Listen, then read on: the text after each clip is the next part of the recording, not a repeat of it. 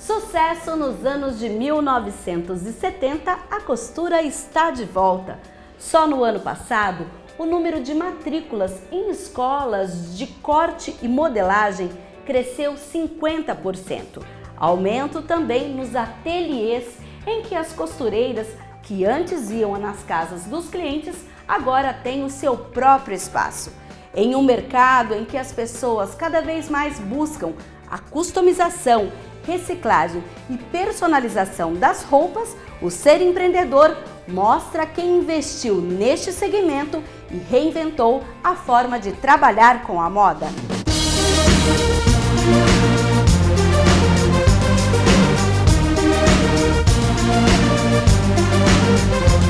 O Brasil ocupa um lugar de destaque dentro do mercado mundial da moda.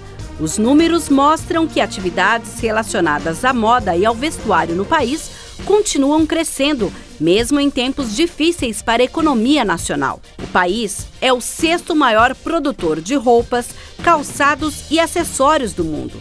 Movida pela paixão pela costura e com olhar neste mercado, uma empreendedora que há 20 anos montou sua escola de moda com os mais diversos cursos, lembra que seu primeiro contato com a costura começou de uma maneira não muito positiva. De uma família simples, a mãe foi sua primeira incentivadora. Eu nasci já apaixonada por moda, por linha, agulha, tecidos, porque desde criança eu inventava, pegava retalhos de tecido, fazia bolsinha para as minhas irmãs, transformava as roupas que nós ganhávamos, não servia, Vamos lá, vamos fazer uma reforma. Já customizava. Para uma criança de 7, 8 anos, estava lindo. Aos 12 anos, a minha mãe me colocou, fez uma permuta e me colocou para fazer um curso de corte e costura. Então, eu estudava no período de manhã, à tarde eu ia para casa dessa pessoa para fazer tarefas domésticas e, em troca, uma vez por semana, fazer uma aula de costura. Mas a minha frustração foi muito grande porque isso não aconteceu. Em 3 meses que eu fiquei lá, fui 2 vezes só na escola, onde a própria professora montou as peças, e eu só observei. Eu não queria... Que decepção, hein, Silvia? Muita, porque eu queria cortar o tecido, mesmo que estragasse. Que isso mais tarde aconteceu muito quando eu tive a oportunidade de fazer. Então você vai cortar, muitas vezes não vai dar certo, mas você pensa em transformar uma coisa, aparece outra. Mas é experiência, E aquele sonho ficou acalentado? Aquele sonho ficou adormecido ali, Mas quando eu tive a oportunidade, eu não aproveitei a oportunidade, porque anos mais tarde eu fui trabalhar numa empresa, em várias empresas, eu trabalhei em empresas de lingerie. Olha só, eu falo que não existe destino, mas existe Deus sempre conspirando, a favor. Eu fui trabalhar em 2 grandes empresas de lingerie. Já adulta, a moda novamente bateu as portas da Silvia. Desta vez, com a proposta de um emprego. E depois veio a ideia do marido que a incentivou. E a Silvia sempre foi um talento, mesmo com pouco tempo de relacionamento, eu sabia todo o potencial que ela tinha e que poderia atingir. Uma pessoa inteligente, bem ativa, tanto dentro de casa, morava ainda com os pais, e eu também ainda morava com os pais, e naquela fase de início de namoro. E depois casamos e ficou aquela conversa do tempo atrás, que ela gostaria de ter uma escola de moda. Ele me perguntou sobre o que eu gostaria de fazer. Eu falei, eu gostaria de ter uma escola de moda para ensinar as pessoas de verdade, para que as pessoas entendam o que elas estão fazendo. Mas eu entendia tudo na teoria, não na prática. Então, passado algum tempo, nos casamos e um dia meu marido me surpreendeu. Ele montou para mim, lógico que primeiro ele perguntou para mim o que era necessário para montar a escola. Falei todos os processos, inclusive ele me perguntou, você tem os profissionais para dar aula? Falei, sim, tenho. Mas até então você sabia desse plano dele ou ainda não? Eu não sabia, porque eu achei que aquela conversa de namoro foi só uma conversa Uma que se conquista. perdeu, uma conquista, né? Um empreendedor, uma pessoa de caráter, batalhador, guerreiro, inovador. Então ele confiou, ele acreditou em mim. Ele falou que eu tinha talento. Nem você pensava nisso? Não, eu tinha o sonho, mas eu não acreditava em mim. Eu queria, mas eu não arregaçava as mangas para aquilo tornar realidade. Ele não. Ele falou comigo, para você ter noção, ele falou comigo em agosto, final de setembro a escola estava montada. Perguntava para ela se ela tinha já profissionais, sucintamente, para que ela depois, né, tivesse a surpresa. E foi o que aconteceu. Né? Depois de 2, 3 meses trabalhando, a gente montou, né, pequeno, a escola de moda que ela tanto queria. Mas os desafios não pararam por aí. O passo seguinte foi se especializar para um novo modelo pedagógico. Em módulos, o curso básico, por exemplo, tem duração de 12 meses. Eu tinha todo o conhecimento teórico, mas e a prática? A escola começou, né, pequena, Com alguns profissionais? foi crescendo, mas ao longo do percurso nós fomos percebendo o quê? Que nós queríamos mais. E que se eu não tivesse esse conhecimento, esse mais não seria colocado em prática. Porque quando você não sabe, você pede para o profissional que sabe fazer e ele vai te dar várias objeções.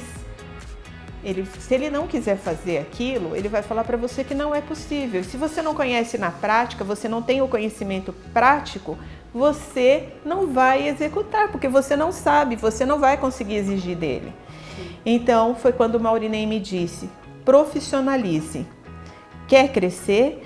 Quer ser uma escola realmente de qualidade, que era esse o seu objetivo? Então, se profissionalize. Foi aí que eu fui em busca de cursos e cursos e cursos. Encontrei muito conhecimento, mas encontrei também ao longo do caminho bastante dificuldades. E essas dificuldades eu trouxe como experiência para a escola. Por quê? Tudo que você começa, você tem que começar com base. E vários cursos que eu fiz, esses cursos eles eram livres, onde o aluno começava com a peça que ele quisesse. Eles teriam que entender o que e por que tem que fazer aquele processo. Qual era o tamanho da escola e a partir todo desse conhecimento, qual foi o próximo passo para vocês começarem então a crescer? Então, nesse período a escola tinha aproximadamente uns 40 alunos. Após os cursos, após eu entrar em sala de aula, porque aí não fiquei só nos cursos, eu me tornei, até hoje sou, uma estudiosa do assunto. Eu não fiquei na dependência só dos cursos. Eu fui buscar informações, estudar para saber, se o busto é neste tamanho, a pence é assim. Se ele é menor, como é que ela vai funcionar? Se ele é maior, como ela vai funcionar? Então, fui buscar os porquês para que eu conseguisse passar para os alunos a lógica da modelagem, a lógica da costura. Então, estudando ao longo desse período, nós percebemos que, a partir do momento que eu fui para a sala de aula, dobramos a quantidade de alunos, porque alunos não cancelavam mais, muito pelo contrário, os nossos alunos, eles se rematriculavam para o próximo módulo. Com o aumento no número de alunos, a empresa ganhou um novo olhar para continuar crescendo. Desde sempre, a nossa ideia era o quê? Pessoas que utilizassem a didática do Instituto. Ou seja, o próprio aluno acabou se tornando um professor da escola. Exatamente. Então, hoje além nós de tudo, temos vocês deram oportunidades. Várias oportunidades.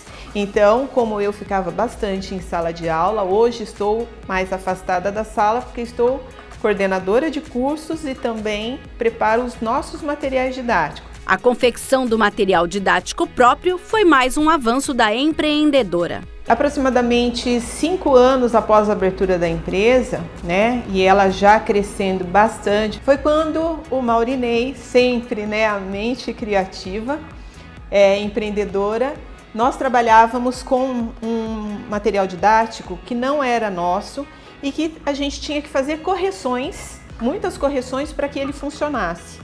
E o Maurinei disse o seguinte para mim: você é capaz de montar um material didático melhor que esse, porque você é uma modelista.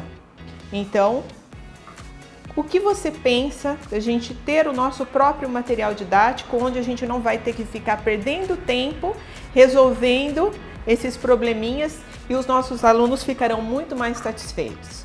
No próximo bloco, um mercado que, além de criativo, gera renda e serve também como terapia.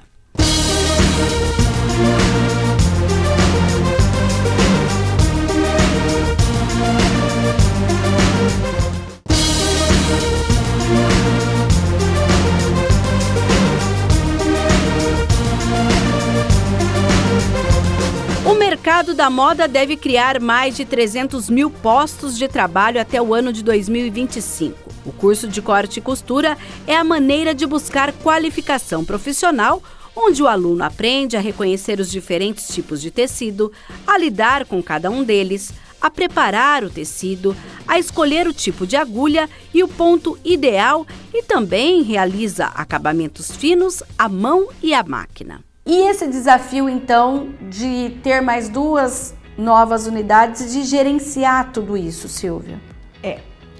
Realmente é muito trabalho, né? Não vamos iludir, é muito trabalho, mas temos pessoas competentes, sempre sendo treinadas para que elas nos auxiliem e nos representem. Esses alunos em potencial, nós trouxemos e preparamos. Ele já tinha feito um curso, mas ele tinha feito um curso de corte e costura como aluno. A partir do momento que ele viria conosco, então ele recebeu a licenciatura para professor, onde a fala é diferente, então ele aprende como ele tem que falar com o aluno, toda a psicologia para ensino, além da metodologia, né? Que é repassado toda a metodologia para ele, mas como professor, não como aluno. A Edna é uma dessas profissionais que começou como aluna. Fui convidada para passar por treinamento para atuar como professora. E como que foi essa transformação de aluna para professora? A princípio foi bem difícil, porque assim, eu era muito tímida e sou um pouco tímida ainda. E então foi muito difícil, que eu demorei até um pouco para aceitar a proposta, mas aí foi tranquilo. Depois com a dinâmica da sala foi tranquilo. Era um sonho de criança, né? Minha mãe costurava, mas costurava do jeito dela, sem seguir técnica nenhuma. Então eu aprendi daquele jeito. Aí eu queria realmente aprender do jeito certo. Aí surgiu a oportunidade, estamos aqui. A princípio eu tinha medo, né, de não dar conta, né, do recado, mas aí foi muito bom. E você está aqui há quanto tempo? 7 anos. Valeu a pena? Valeu. Uma costureira que está no mercado há 20 anos une artesanato e processos terapêuticos em seu trabalho. E eu estou aqui com a Fabiola, que há 21 anos decidiu se dedicar à costura. Fabiola, como foi que a costura entrou na sua vida? Eu comecei a trabalhar com artesanato, comecei a fazer muitas coisas dentro da área do artesanato e tinha vontade de costurar. Aí comecei a fazer umas pequenas peças, aí as amigas começaram a se interessar por querer aprender. Mas até então você tinha feito algum curso de costura, aprendeu com a família, como foi? Não. Eu tinha só feito um pouquinho de coisa com a minha mãe, com a minha avó. Aquele conhecimento que passa de geração para geração. Exato. Mas e aí, quando você começou a fazer algumas peças e as amigas te pediram para... Olha, tem um tempinho para me ensinar? Isso, foi assim. Aí eu resolvi montar uma metodologia e criei um curso de costura criativa e comecei a dar aula para as amigas, aí elas foram indicando para outras pessoas e aí virou um negócio, né? Trabalho um pouco a parte terapêutica dentro das aulas de costura. Tem essa questão também? Tem essa questão. E aí eu introduzo um pouco a coisa da atividade manual junto aos processos terapêuticos também, né? Renda extra, profissão, economia e terapia. Sim, A costura para muitas dessas pessoas tem esses e outros significados para a vida profissional e pessoal. Me encontrei aqui, acho o ambiente muito aconchegante, né? Assim, bastante receptivo. E hoje você costura para você, como que é essa sua relação com a costura? Eu costuro para mim, costuro às vezes, tem pessoas que querem que eu faça alguma coisa, faço também. Ainda há pouco fiz um vestido de noiva, não é? É assim. E agora, já com as técnicas novas. Com técnicas novas. Porque aqui na Veso eu aprendi a mexer com as máquinas mais atualizadas. Certo. Coisa que eu não sabia antes. Eu convivo com o corte e costura desde criança, porque minha mãe sempre costurou. Ela costurava minhas roupas. Eu sempre tive vontade de aprender. Então eu aprendi a fazer crochê, faço até hoje. Mas costurar mesmo eu nunca aprendi. Já estraguei muito tecido tentando, porque eu tenho uma máquina. Minha mãe me deu uma máquina, né? Deu uma para cada filha, uma para minha irmã, uma para mim. E aí eu já estraguei muito tecido até que eu resolvi, falei, não, agora eu vou fazer corte e costura. E eu sempre tive vontade, porque além de ser uma terapia, né? E é muito gostoso. E eu amo o trabalho manual, né? Então, eu sou um pouco ansiosa, então eu quero já pensar numa roupa e já fazer minha roupa, sabe? Fica mais barato que comprar, já fica na medida certa e eu não preciso mandar para a costureira e esperar 15 dias, uma semana para ficar pronta a roupa, né? Mas você já conseguiu realizar esse sonho? Ainda não. Eu comecei a aula faz pouco tempo. Mas em breve eu vou estar costurando. Vou começar com uma saia envelope, que é facinho, né? Depois eu parto para outras peças mais difíceis. Nós temos alunos de 12 a 70 anos. Então nós temos aqui no Instituto, em todas as unidades, alunos que buscam por hobby, por terapia, porque é indicado até como terapia, profissionais da área de saúde indicam a costura, a moda como terapia. Nós temos aqueles que vêm por lazer. Nós temos no Instituto alunos que estão conosco há mais de 8 anos e que não saem daqui por nada, que os filhos... Eu tenho uma senhora aqui nessa unidade, a dona Darcy, que os filhos trazem e buscam. E fala, mãe, você não pode ficar sem ir para a sua aula de costura. E ela também diz que para a hidroginástica ela fica com preguiça, mas que para vir para cá ela ama. Temos alunas que começaram, que vêm acompanhadas dos pais, da mãe. A mãe vem trazer porque a menina só tem 12 anos. Nós temos de 12 e aí vai, né? Sim. Até 70 anos. Aqueles que buscam fazer mesmo disso uma profissão, uma grande maioria. Posso até, Mirna, te garantir que hoje as pessoas estão buscando como profissão, porque a demanda de emprego, né, diminuiu, mas todo mundo sabe que moda é geração de renda. É o segundo mercado que mais cresce no Brasil. Só perdeu para a área da alimentação esse ano novamente, porque ele ficava atrás em terceiro, né, depois do ramo imobiliário, né? Mas o ramo imobiliário teve a queda e a área de moda subiu. Muito se fala sobre economia criativa, sobre o faça você mesmo, sobre a customização, né, que é o upcycle, que é o reaproveitamento de peças, né?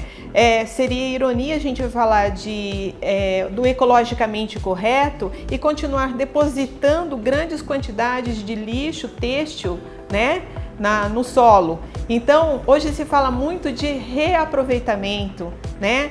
Tanto no upcycle, que é a customização, também na economia de tecido. O aluno, quando ele faz um curso de moda, ele aprende a economizar. Antigamente pensava-se que quem tinha um cantinho em casa, um ateliê, era aquela senhorinha costureira do bairro. Hoje não, hoje a costura parece que ela está em todas as idades. É verdade. Hoje em dia não tem mais esse negócio, assim, homens, mulheres, crianças... Homens também estão costurando? Também costuram. Não são só os grandes estilistas que a gente vê na TV. Não. Hoje em dia as pessoas fazem costura, não tem mais essa história, né, de estar dentro do masculino ou do feminino. As pessoas precisam fazer coisas e querem criar, né? E aí produzem, fazem aula. Tem muitos homens dando aula de costura, de crochê, de tricô. Não tem mais essa coisa assim. Os adolescentes que buscam fazer outras atividades, né?